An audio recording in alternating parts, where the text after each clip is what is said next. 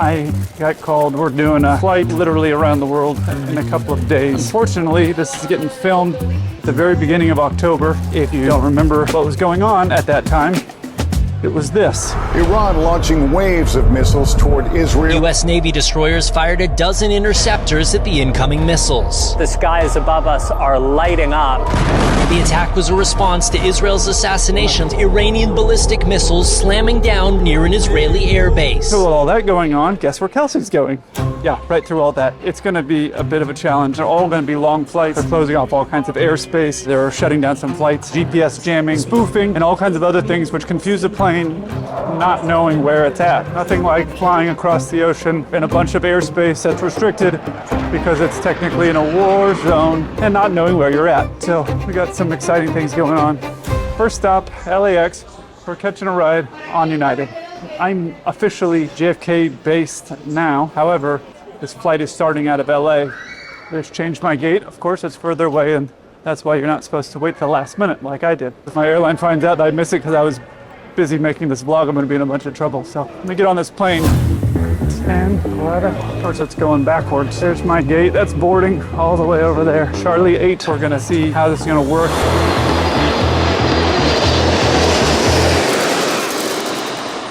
You can't tell.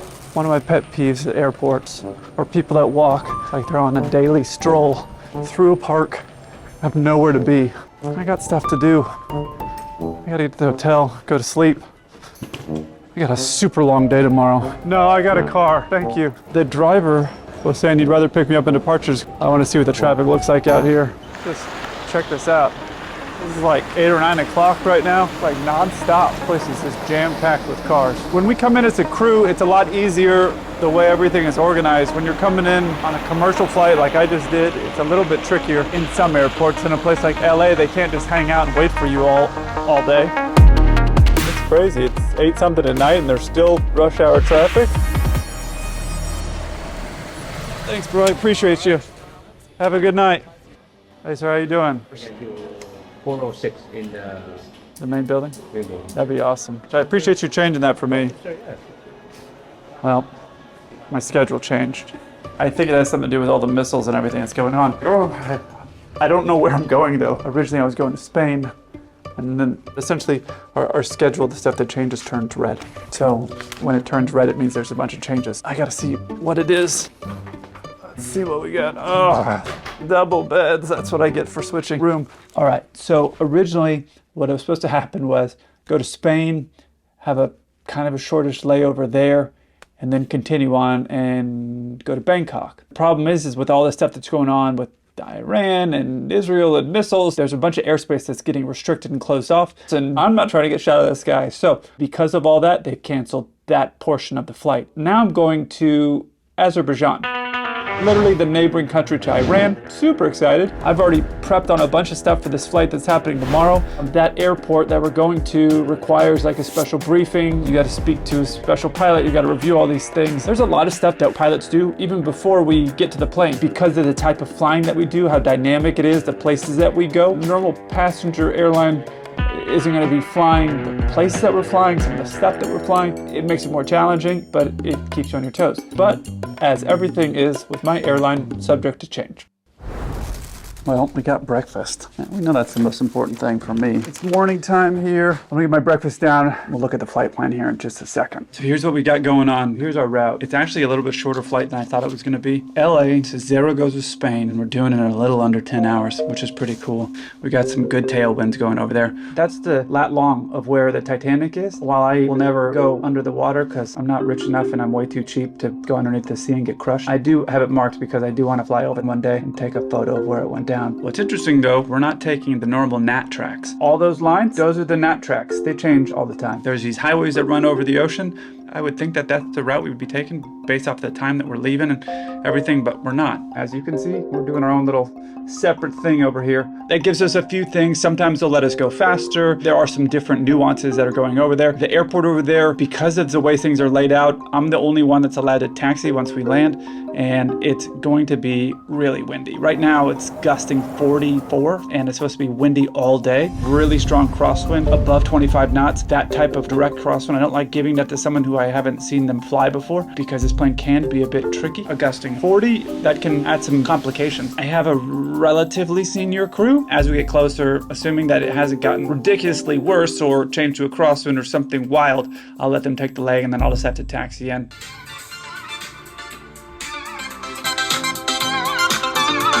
Just got out of the shower. So people have asked, hey Kelsey, I bet, in your sit down videos, you're not wearing any pants. Of course I'm wearing pants, I'm not a pervert.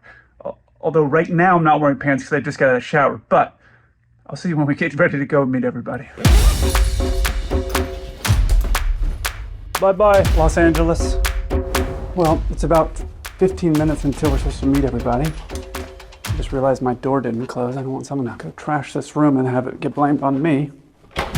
We got 15 minutes till it goes down there, but sometimes you have a bunch of crews checking out at the same time or a bunch of people checking out. So I'd rather just get down there, get it out of the way. One of the other unique challenges about this airport is there's 2 runways, but we're only allowed to land on one of the runways. This is the shorter one. It's a little under 10,000 feet, which isn't crazy, but it's just a little bit strange to have that limitation. Let's go meet the crew. There's our van.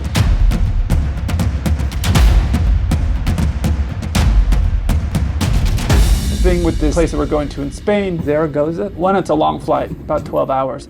Rice Krispie treat, only the healthiest of snacks. They added an extra crew member, so we're 4 as we go to Spain. Oh, we load up inside now, huh?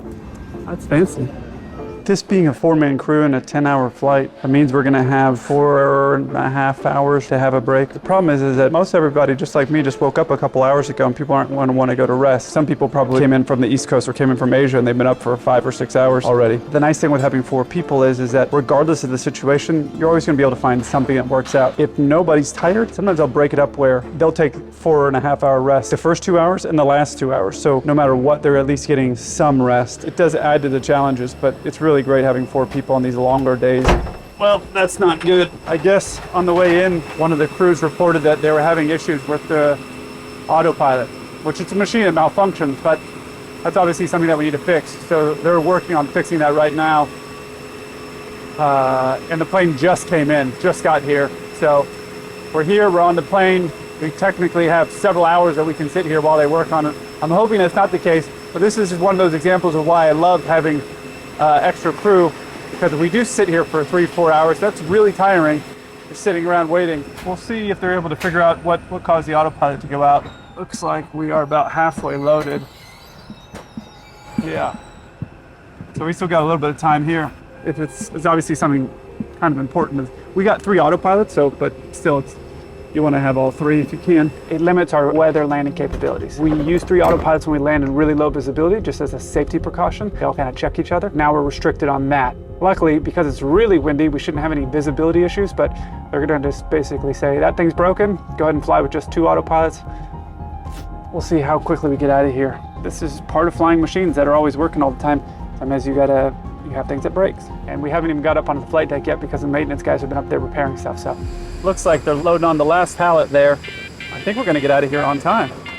For a while I thought we might end up delaying, but how many more do we need? 5. 5 pallets. 5 more pallets and we'll be on our way. I think we're like 20 minutes from departure. We got everything loaded up, the flight plan's all done. We got everything sorted out with maintenance. We're gonna get out on time. Hope I got good snacks. All right, time for us to go back to work.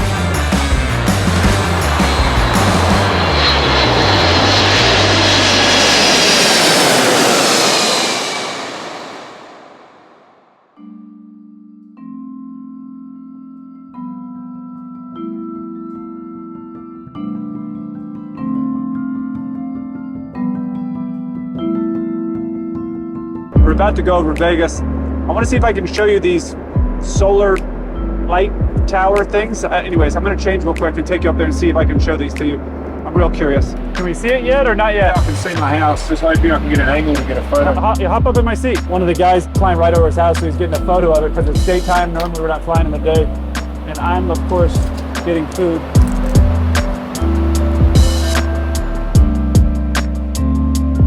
Vegas has gotten so big. So I did all my private pilot training. This was the first Bravo airspace I ever flew over, and I thought, so cool. It's a Grand Canyon. It's not a professional tour, but good to see it. We're paid to see it, even better.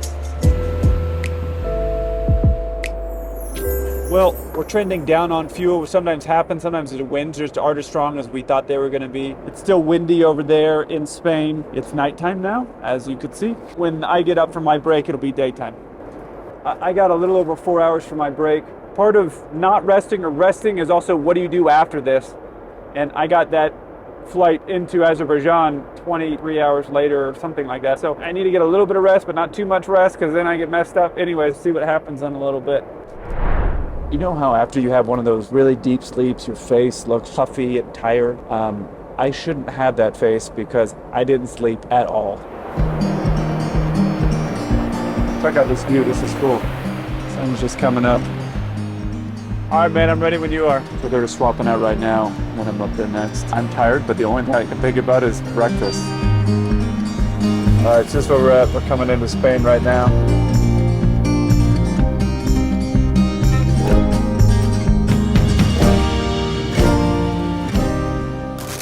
Welcome to Spain. If you've never been to Zaragoza, awesome city, really nice people. I was kind of hoping we were going to get that. All of you go to the same hostel? Yeah, I believe so. We were coming here so much 2 years ago, I was like, I could live here. Then I saw the tax rate. I'm tired now. Yeah, I've been up for probably close to 20 hours. We made it to breakfast with a few minutes to spare, literally 10. We were all racing to get down there. On a 24-hour layover, normally you go to sleep and you sleep 6 hours, 8 hours, and then you wake up. And the problem is that then you're awake for 7 or 8 hours, and then you hypothetically want to go to sleep again, but you can't do that. So 24 hours is really the worst layover you can get. Sometimes having a shorter layover is better, but this is beautiful Spain. None of that for me. Time to go to sleep. Well, that worked. I ended up sleeping for a few hours. Now it's the middle of the night here. If the flight was right now, I'd be like, oh, okay, cool. Here, I'm gonna go walk around and then try to take a nap, and we'll see how I feel at the wake up tomorrow morning. This is what I was worried was gonna happen. Your body's just not ready to go back to sleep again a few hours later, no matter what you do. Well, this is interesting. I haven't got the flight plan, that's why you haven't seen it, because I haven't seen it. And I just called to the dispatcher, our boots on the ground guy in the headquarters. He said the customer doesn't have their freight ready that they wanted to move, or maybe it's something to do with the missile stuff that's going on, or I don't know. Nobody seems to know. Not excited to do this where I'd have no idea what's going on with the flight, what's broken on the plane. I'm just hoping it's not like canceled. Flight got canceled. Luckily it's not raining. The driver was out here. He must have gone. Is this our person? We are going to Baku. The pilot I'm flying with, she's like super excited to go. She's never been either. I'm gonna have her fly over there.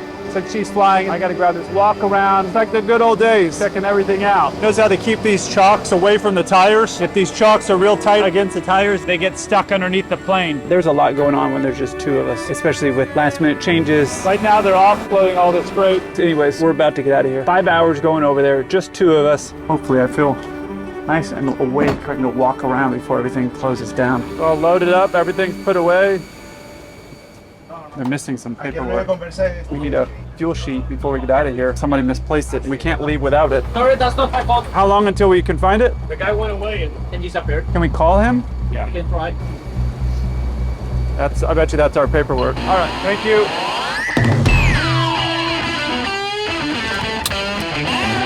Press tank pressurized hydraulic. Clear remove chocks, parking brake is set. Poor start checklist. Passenger signs are on, doors are closed, weapons are set, beacon is pulled, comes check trip. Got 5.5 units, 0 and 0. Transponder set, TCAS off, vehicle stretcher. We gotta get out of here.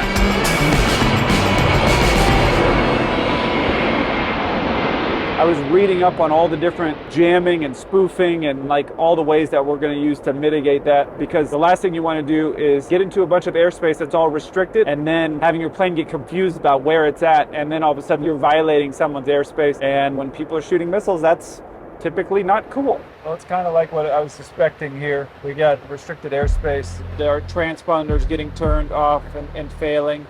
And you can see here where it says R&P, that's a required navigation. and then actual. You can see how much of a difference it is. It just continually moving up. So they're definitely doing some stuff to our system. So we're monitoring it to mitigate it. It's just going to be like this entire area.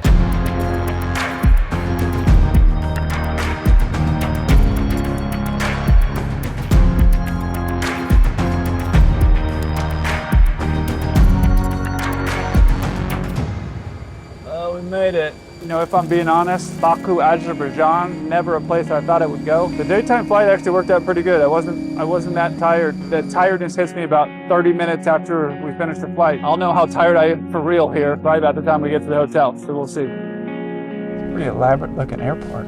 Look at this. Pretty cool. This is honestly a little cooler than I was expecting.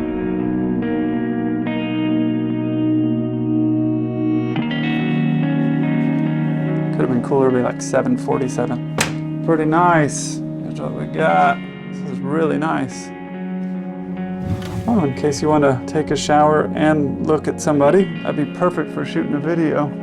You can see it's a pretty cool city. Honestly, got a lot more going on than I would have thought. I might just go walk for 10 or 15 minutes just to kind of unwind, but I'm definitely ready to go to sleep. I got another 24-hour rest. I didn't even go walking around. I went and took a shower, laid down in my bed when I woke up in my towel, cold because I had the AC on.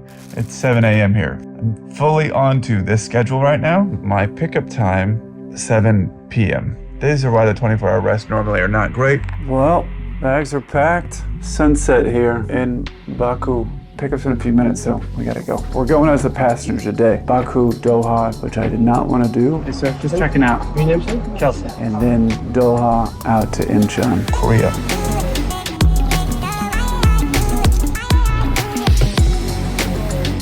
Security to get through security.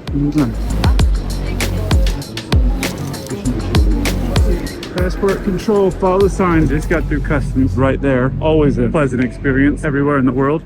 And now we're gonna go find this lounge. I'll give it this. This is a beautiful terminal. They've done a great job. Really nice architecture. Look how good this is. This is my seat from upstairs in the lounge. And guess what? It's my flight. So I gotta wait to see everybody line up in case there's a delay. Of course, I'm gonna just eat some snacks here while I wait. I can't really tell if the plane's out there or not, but I would guess it is. We had to circle all the way around Iran. The flight took so long, 4 hours. My flight was to leave in 20 minutes. Let's see if I can figure out something. It's supposed to be a high-end Middle Eastern airline, yet makes you walk off the plane onto a bus to get into the terminal. Okay. That is not mean on your left. Thanks. Where the flight is. Kelsey? Huh? Kelsey? Yeah, I'm Kelsey. So for the Incheon fly tomorrow, same time. Okay. So we have provided. So I'm not going to make my flight. All right, well, I appreciate you finding me. Yeah, because I was looking for you here. Oh, I didn't see it. You see here, Incheon. Oh, I was looking for something that said my name on it. Name I is saw- here. Oh, name is behind there. Yeah, behind. Oh, okay. So there we go. He had a sign with my name on it, but my name was behind a bunch of other cities, so I had no idea. Now I got to call my airline and see what do they want me to do. Yay, be an airline pilot. This airport's come alive. There's free breakfast upstairs. So, any guess where I'm going? Table for one. Unfortunately, unless you're having breakfast with me, it's been a lot of short rest for me. Wines, I could really make use of it. Obviously, we need certain amounts of rest at different times. Oh, this is dinner. I was a little confused. I'm so jet lagged. My body is so absolutely confused of like what it's doing. And I'm in the middle of the Middle East. We don't really ever even operate in here. And so they just said, forget it, just go home. My ticket. My boarding time's at 7. This whole trip went completely different from what I planned. I thought I was going to take you on a trip around the world, but now I'm about to do 40 hours of being awake with a little nap back to Texas. Sometimes you wonder, like, why don't you put up more videos? No sleep for me. This is sometimes why. At least you have an idea of what my life's like out on the road. Thanks for coming along with me. I look forward to hearing from you. Until then, keep the blue side up.